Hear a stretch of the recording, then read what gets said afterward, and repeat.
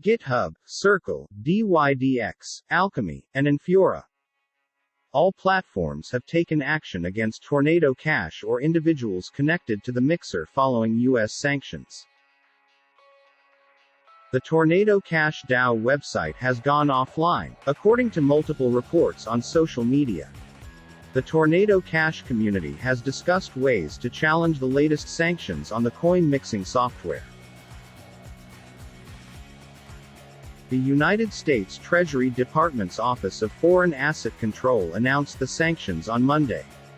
Multiple authorities and entities have taken action to cut ties with the recently sanctioned platform. In the last 4 days, Circle froze more than 75,000 United States dollars coin USDC worth of funds at addresses listed by Treasury officials. Additionally, dYdX said it had blocked select users' accounts with funds linked to Tornado Cash. Alchemy and Infura.io also blocked remote procedure call requests to the crypto mixer.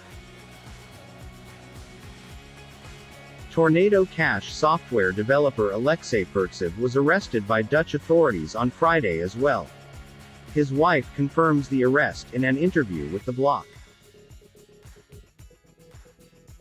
Multiple other resources to Tornado Cash have been banned or shut down. Co-founder Roman Semyonov said on Monday that his GitHub account was suspended from use. The Tornado Cash Discord server went offline Friday as well, following Pertsev's arrest.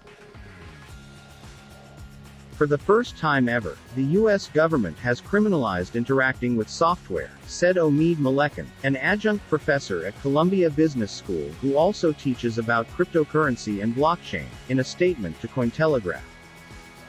This is a big departure from their traditional decrees of sanctioning people, companies and governments. There is evidence the project in question has indeed been used by criminals, hackers to obfuscate their funds, but there are also many legitimate uses. It is unknown if or when the Tornado Cash DAO website will return.